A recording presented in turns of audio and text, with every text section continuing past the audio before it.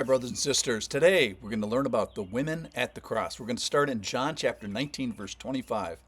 So, what we've been doing here during this pre Easter season is we've been placing ourselves as witnesses to the passion of Christ. That means his final teachings, his arrest, his mockings, his beatings, the scourging, the trials, the crucifixion, and death.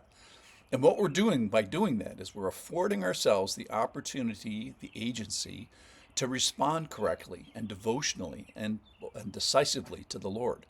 So we're placing ourselves at the foot of the cross, walking nearby, bearing witness, and considering the implications for ourselves. So yesterday we talked about the centurion who was man enough to change his mind, the hardest thing in the world as he stands before Jesus. And a couple of days ago, we similarly saw the saving faith from the thief on the cross, and we heard the revolutionary and theologically complete treatise on heaven. Today, you will be with me in paradise. So what we're trying to do is we're striving to let us not let this crucifixion go unnoticed, and to not let ourselves go undecided or unmoved or unchanged by it. So let's start with the bad news. Let's talk about the men at the cross. Well, there are not a whole lot of them. What happens to the men? So at the arrest, after Peter cuts off the ear of Malchus, in Mark 14:50 it says, "And they all left him and fled." Jesus was left alone in the garden, and they all fled. So you say, what a bunch of weenies. But no, they were in a seizing mood. They were and eventually, as far as Jesus, they were in a killing mood. In a sense, they did the right thing, because then in verse 51 says, "And a young man," this is in Mark, and it's Mark describing himself, "and a young man followed him, and with nothing on but a linen cloth about his body, and they seized him." So now they're seizing the followers of Jesus, but he left the linen cloth and he runs away naked. So all the remaining disciples, the 11 plus Judas equals 12, they all flee from him. One follows at a distance, ends up running away naked. But later, John comes back to the foot of the cross. So let me read in Mark chapter 15 about the good guys at the cross. Mark chapter 15, verse 40. "There were also women looking on from a distance, among whom were Mary Magdalene, Mary the mother of James the younger, and of Joseph, and Salome." So three women. "When he was in Galilee," so now 80 miles away previously, "they followed him and ministered to him. And there were also many other women who came up with him to Jerusalem." So the women at the cross, many women came from Galilee all the way to Jerusalem, an 80-mile journey or so. They made the trek all the way with him. They were in his caravan, his posse, so to speak. So what were the women doing before? Well, it tells us there they followed him. That is, they listened with their ears, followed him with their feet, but then they ministered to him. That's the coolest thing. They used their hands to help, to attend. They weren't just, attenders.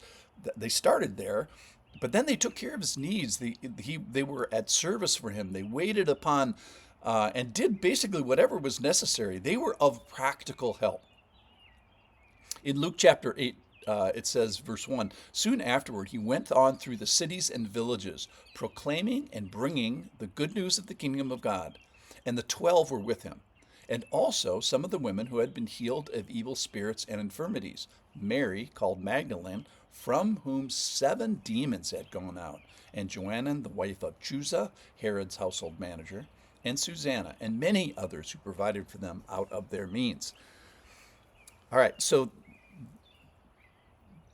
the disciples were there, but also women, and women who had been healed of evil spirits and infirmities, most notably Mary Magdalene. And we find Mary Magdalene, as our story begins, at the cross. John 19:25, "But standing by the cross of Jesus were his mother and his mother's sister, Mary the wife of Clopas, and Mary Magdalene, from whom 7 demons had gone out." So I wonder, if you had 7 demons go out of you, how appreciative you would have been. So Jesus healed people, but not everybody who he healed returned to him. So we find that Mary returns and then she provides and she follows. How far did she follow? All the way to the end. How far? All the way to Jerusalem, 80 miles away. How long did she do it? Well, she was found with him at his end. Colossians 3:9 is one of my favorite verses. I think it's going to be on my tombstone. To be found in him. Our job is to be found in him at our end. And Mary Magdalene was found with him at his end. And not only that, she was with him before the end, during the end, and after the end. Now, I know we're not supposed to read ahead, and I'm going to give you a little spoiler alert here, but Jesus is going to be resurrected on the third day. In Mark 16, verse 9, it says, "Now when he rose early on the first day of the week," that's Easter Sunday, Jesus, "he appeared first to Mary Magdalene." So why to Mary Magdalene? Well, she was there. She showed up. She was ministering. She was faithful. She was generous. She was thankful, and she was frequently found with him. So let me just draw a couple of conclusions for this. The foot of the cross is a great place to be, both for women and for men. Everybody should spend a few minutes there. And the authors of the Gospels go to great lengths to tell us of the women. They're there. They're a named element. They're faithful during hard times. So like the women at the cross, let's show up there during our consideration of the passion. Let's show up also at other times. Let's be found in him and found with him. So follow him practically, daily, listen spiritually, support him, worship with him, and support his work. Let's all be one of the women at the cross. Let's be like Mary Magdalene, faithful, generous, thankful, found with him. Could your activity at your church be described as attending, taking care of, being at service, waiting upon, doing whatever is necessary at the practical? So let's be like Mary Magdalene. Why? Well, to such come the resurrection in a special way. Thanks for listening.